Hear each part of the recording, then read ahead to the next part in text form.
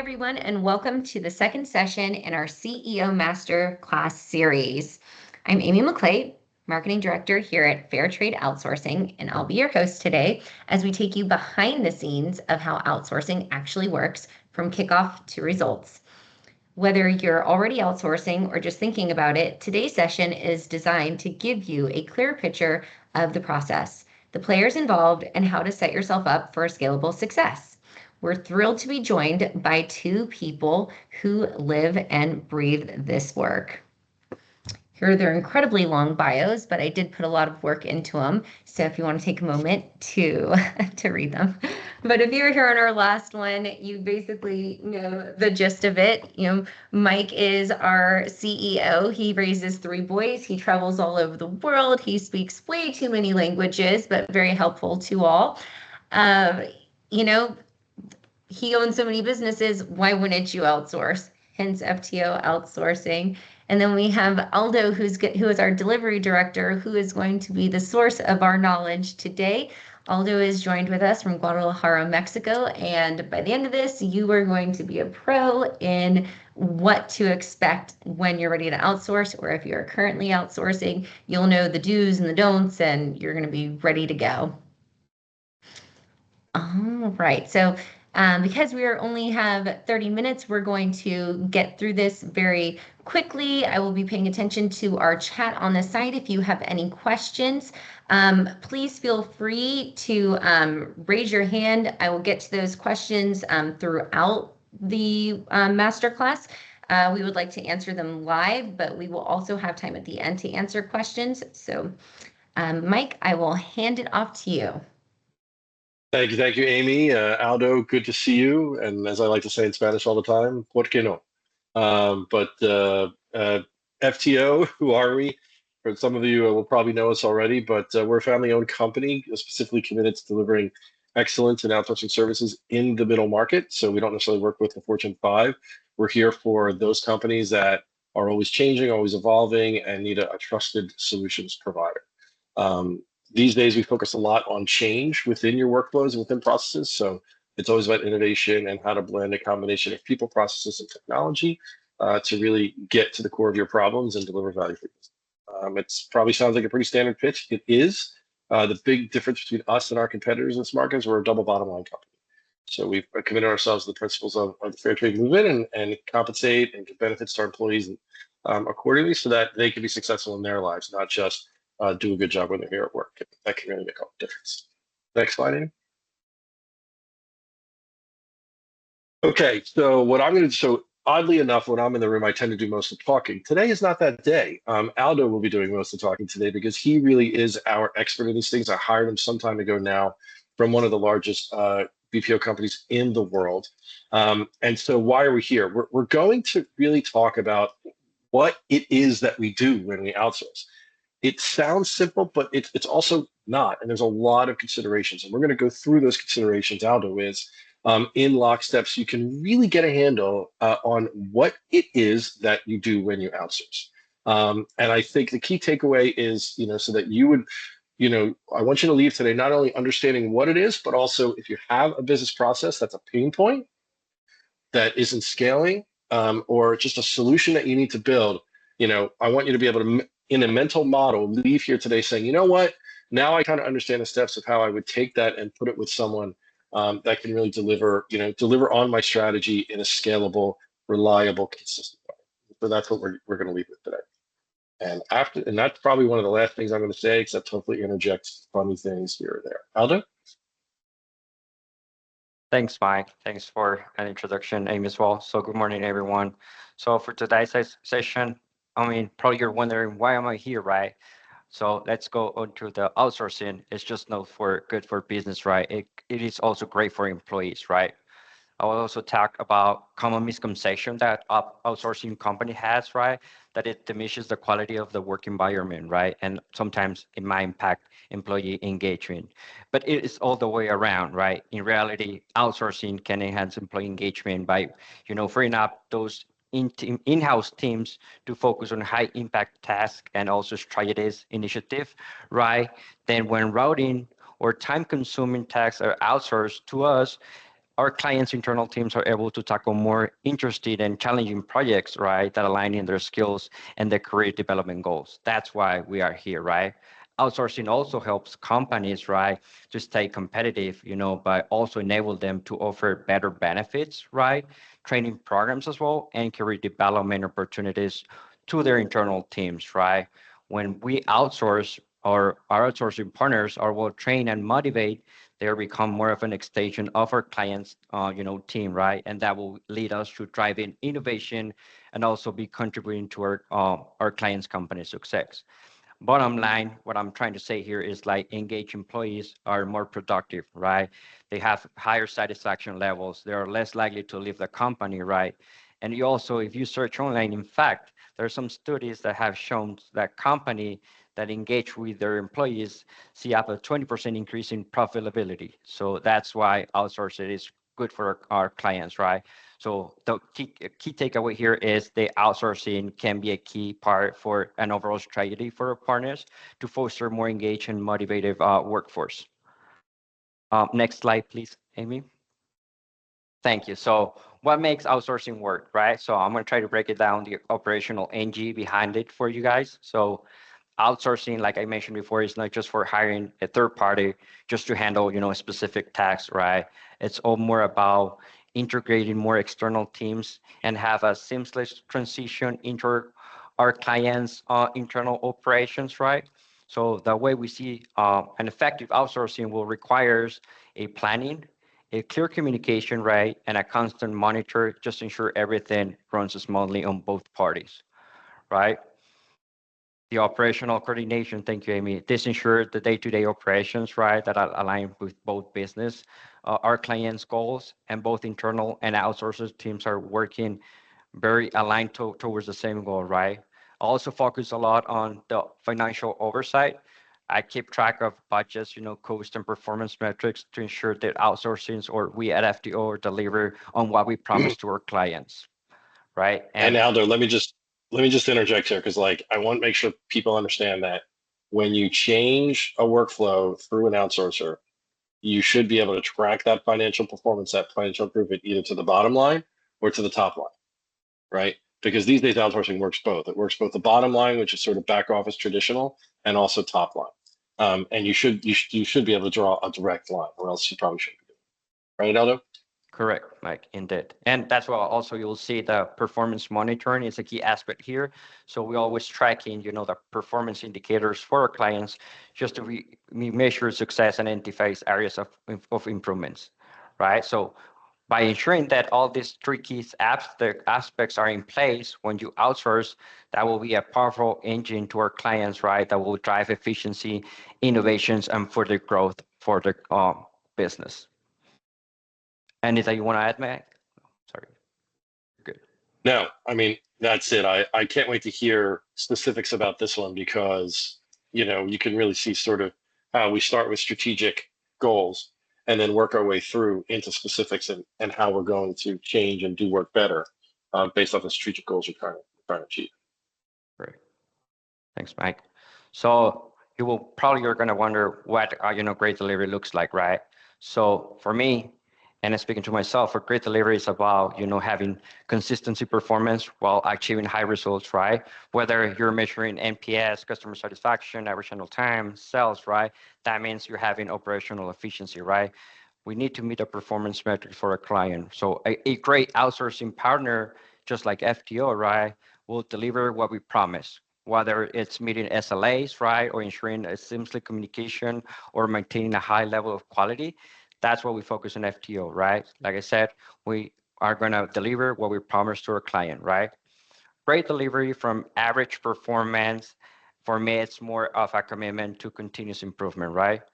A top tier outsourcing partner like FTO will obviously be evaluating performance, right? Identify root causes, identify opportunities for optimizations for our clients, right? And we're going to work along with our clients to solve that any challenge they're having or they might arise, right? We also take always proactive approach just to ensure, right, that this outsourcing model for our clients does not just meet expectations, but exceed their expectations. So that's what great delivery looks like at FTO. And I'll be Aldo, let me also just point out for the decision makers on the phone, like the fact that you see there that ensures SLAs and contractual compliance, the numbers that your outsourcer needs to hit in your workflows, like that has to be in your contracts. You want it in your contracts because if it's in the contracts, there's no confusion and people know that they have to perform. So that one little mechanism of just having it in your contract focuses everybody. I've seen a lot of outsourcing engagements get off the rails when the goals are not quantified and actually written down in the contract. Thanks, Mike. Next slide, please. So challenge accepted. We're going to go over, a real example of how outsourcing have helped one of our clients with the scale and, performance issues that were brought to our attention. So next, please. So one of our clients, right, which is an insurance sector provider, we're, facing unpredictable spikes on their volume, right? Customer demand and all those. So especially during, open enrollment periods where their internal operations are struggle to keep up with this demand, that was resulting just in poor customer experience for them, and they missed a lot of opportunity there, right?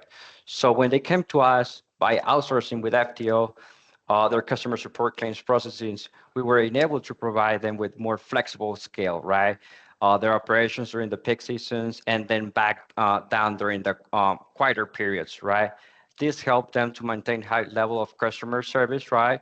We also focus a lot on sales and binds and all the stuff, right? While optimizing the operational costs for them. So with the right outsourcing partner like FTO, our client, right, was able to scale with confidence, ensuring they meet the customer demands without compromising their quality services. But that's how we go ahead, Mike. Yeah, I just want to point out, like going back to the point I made about a contract, right? So remember, an outsourcer has to find a way to meet your goals because if not, they're failing performance under their contract. And that's a big difference than when you do it yourself. Because when you do it yourself, managers are focused on the strategic goal. And so if performance is not going well in a particular area, if it doesn't have an outsized impact on the strategic goals, they may just kind of sweep it under the rug. But when the workflow and when the work is under contract and supposed to be done in a specific way with specific numbers, measured outcomes, it's really hard to get off the rails. And again, a good outsourcing company will get that.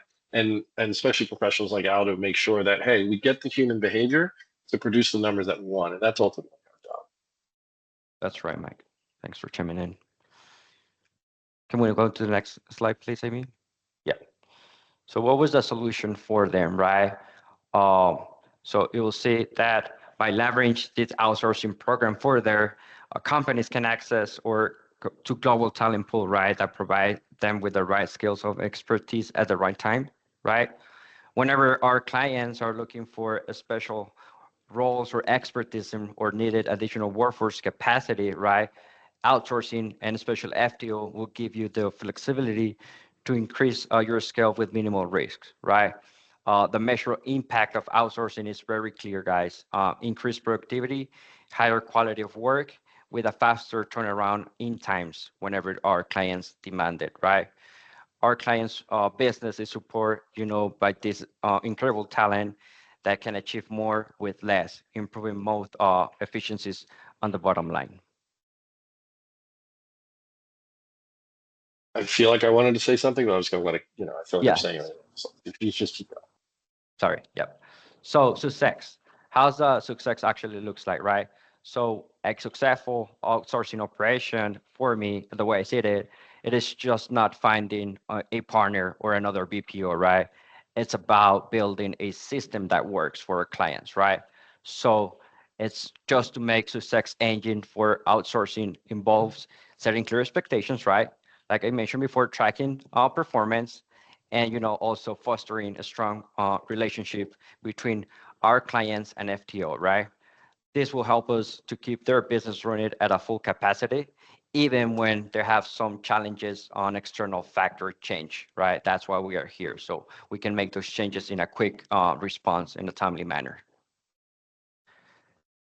Next slide, please, Amy. No, go back. Oh. So I just want to, sorry, I didn't know you were. So you're really taking that keep it short thing to heart that Amy told you. You're really doing a good job there. So to the folks on the phone, I just want to focus on this word engine. Okay, engine. So, when you think about a workflow or work that you've got that is a pain point and that you need to fix, and that you may want to put with an outsourcer, like engine is the perfect metaphor. Okay. It's our, that's what we do. We build engines here, at FTO, right? We're building engines to get your work done. The engine needs to be measured. It needs its inputs. It's got its output. It needs power. It kind of has all these things. It's an engine. And so when you get that engine working right and running well, it's well oiled, it can really do some pretty amazing things. So I love this metaphor of the engine because that's really what it is. It's once you set this up right, it's like it's going to be constantly in motion for you, but you'll still have the numbers that govern the performance of the engine, so you know what's going on. But the engine is a great metaphor. So, okay, now we can go to the next slide. Thanks, Mike. And then you will wonder why agent profile will drive performance. So right here at FTO, we're really careful when we select agents depending on the skills that we're demanding from our clients, right? So for me, selecting the right agent for the right sector is really critical for our success, right? So right here on FTO, we ensure that our partners hires agents with the right skills based on their sectors and demands, experience. Also, we also take a closer look to cultural fit, right? Just we can set ourselves for success, right? The right agents will contribute really, really a lot to performance metric. Again, like customer satisfaction, resolution time, first call resolution, sales, average handle time. So we take our job very seriously on when selecting the right candidate for our right profile based on our client demands. You were going to say something, Mike? Got to put the right people in the right jobs, right? That's what it's about. Doesn't mean you can't develop people into those jobs. You got to have the right raw material, and it works. Correct. Next slide, please, Amy. Again, talking a little bit more about employee engagement, right? It is really important for us. Our house teams are also essential to the outsourcing teams as well. So when a company is usually outsource agents, they're going to find that their agents are highly motivated, right? They're highly trained, and they will align to our clients' expectations on value, right? That's a huge deal for us. We also align our agents towards our clients' values as well our own values, right? So they become an extension, of their internal teams. That's what I like about outsourcing, right? So they're more of an extension, right? So engaged employee works harder, right? I guess we all can agree on that one. They stay longer. That will reduce their client attrition, right? And they will also deliver better results. So those are the three key aspects when outsourcing and finding the right talent for our clients. And I got to push it on this one because, we can't get through this slide without me saying, one of the key things I'm proud of when I started this company was that I wanted to think about the employee's individual economic situation, their personal financial situation. Were they earning and did they have benefits to reduce the stress they're facing on a daily basis, which is the whole point of our double bottom line model. And, that really forms the basis, the foundation for any other type of employee engagement that comes next. So if you decide to work with us and complain about some pricing, it's because we're trying to put a floor under people, right? That can that can really make sure they're going to stuff. That's right, Mike. Next slide, please. And this is our staffing cycle, right? Whenever we're going to engage a new client, this is the information that we'll also request from our clients so we can provide a better solution for them, right? We also, on the first step, we also receive a forecast, right? A 3-month forecast so we can align our expectations as a staffing needs for our clients so we can be on the same page, right? Once we receive that 3-month forecast, well, usually the next step is the plan versus actual metrics, right? We're all going to also factor in to the forecast, attrition rate, shrinkage, and graduation rate. These must be considered to have a successful staffing. If we don't consider these metrics on the original forecast, we're setting up for failure. So that's what we do for our clients, right? We double check the information and then we'll have the right staffing for them. And then again, number 3, usually capacity plan, right? We also have let them know our recruiting team, usually depending on the sector, would like to give an advice of 4 for 5 weeks, so we can again select the right candidate, the right location for our clients, depending on their need, right? After we go through those stage on the number 4, which is the analysis, right? How many PCs or computers are going to be needed for our process when we already put, like I said, the attrition metrics, shrinkage, and graduation rate results on it, and the logistic of it, whether they're going to be our Guadalajara office, going to be in Africa, so we can have the right amount of pieces needed. And then you also go translate it to the resource allocation, right? We also have to put our best training, the operations. We got to build a success team for them and our QA guys into the new business, right? And then obviously, lastly but not least, the reporting. We have an incredible workforce team, right? That will give us all kind of reports that we need to be successful for our clients, right? So that's also a huge part for them. So we can have visibility inside for FTO, but also having to share that visibility to our clients, right? So that's kind of the first steps of a staffing cycle whenever we onboard a new client. Anything that you want to add here, Mike? Well, it looks like we've got some questions that are specifically addressed to this slide, so let's go ahead and address those. Let me read it out. I'll take over Amy's role here for a second. If I've never outsourced before, how do you help me determine the resources needed? There's really 2 key things that we ask for, right? So one is, how much work is there? How many pieces of work, how much work is there? If you can quantify that, that's really the basis of it. And then the second thing we say is, approximately how long does it take to do each individual piece of work? And it's okay if there's 6 different pieces of work and six different times needed. We do help our clients initially do that scoping, right? Which is okay. How many people do you really need to get that done, or what's the combination of people and systems that need to get that done? The second question here is that I actually want to skip that one because the third question directly relates. What is attrition, shrinkage, and graduation? How are these impact your staffing? So first off, attrition is probably something you're all familiar with. If you have 100 people at your company and 2 leave this month, then your attrition rate is 2% per month. Okay, so in the outsourcing world, when you're scaling humans, you always have to think about, what, not everybody's going to be a fit here, no matter how hard you try. And so we plan for that attrition at some point in the future. FTO is unique, and I'll do a little bit of a plug here in that our attrition rate's about 50%. It's about half of the industry average. The industry average is about 7% monthly attrition, 8% monthly attrition. Globally, we're at 3.5%, 4% every month. A number of reasons for that. That's a whole topic of another masterclass. But that's what attrition is. Shrinkage is, who's getting sick every day, who's calling out every day, right? So if I need 100 people in a workflow to handle calls, how many are actually, going to be in their seat doing the work when it happens? When you're dealing with large amounts of people, as you all know from being business leaders in a workflow, not everybody shows up every day. The law of large numbers takes over and people get sick.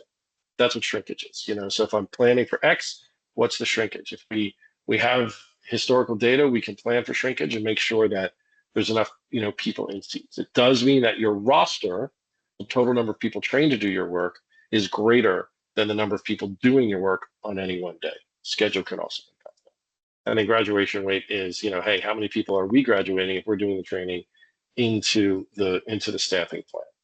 So that's what that is. And then outsourcing causes a loss of control. 2 things really, they're big things, but 2 things are the antidotes to that. So number 1 is, did we, and this actually bleeds into our next slide, did we specify the work? Did we design the workflow and document the work and transfer the knowledge needed to do the work well? Did we do that right up front? I've seen plenty, and certainly in FTO's early days, we messed up, that knowledge transfer piece.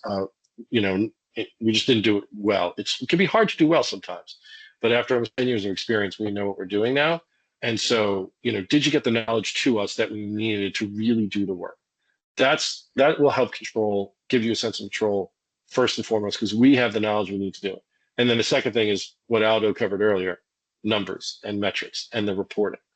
You have a weekly business review, with your team to get all the information you need to get your questions answered. There's other meetings like QA calibration that we do to make sure that you can actually see the engine, see its performance, see how it's doing, see where it's stuttering, right in front of you. And there's a number of tools we use, like scorecards and other things to make sure. But though that's really what does it. You do good knowledge transfer, you know that we've got the information we need, and then those metrics.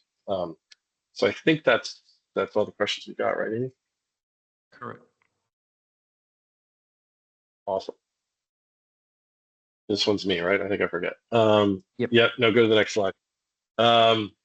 So if you are facing, if you're worried about a loss of control, or if you are, if you know your workflows, but you don't really know your workflows, but you do know that it's a painful area of your business, we do offer a service called workflow redesign, which is exactly what it sounds like. We'll actually, understand your workflows, diagram them, document them, redesign them, kind of pull some steps in the workflow out. Maybe you pull some steps out of this workflow here and you want to combine it to make a different workflow over here. We'll come in and with some business analysts and other folks that we've got, really analyze the scope of work that you've got and figure out how to put it together better. Maybe for your staff, maybe for our staff, given the resources that you've got. It really helps, identify those inefficiencies, figure out how to do it better, figure out where the tools may be an inhibitor, right? Sometimes the tools are an inhibitor, and then ultimately figure out who can best be doing that work. We find a lot of times in workflow redesign, we've got high value resources doing low value work. We don't want that, right? You got to put work in the world where it can best be done into the resources that can best do it.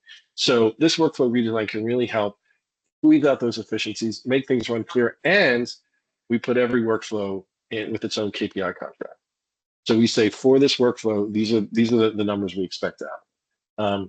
It's extreme. It's a very powerful tool if you invest in it, and it can really transform very painful parts of your operation. So that's the workflow redesign.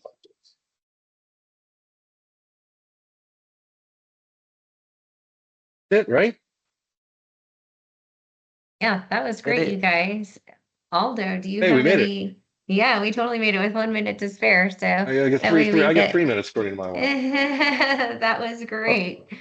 Just want to chime in really quick, Amy. Yeah, go because ahead. I just want to add on to my comment about there was a question, right? If they outsource, they will lose control.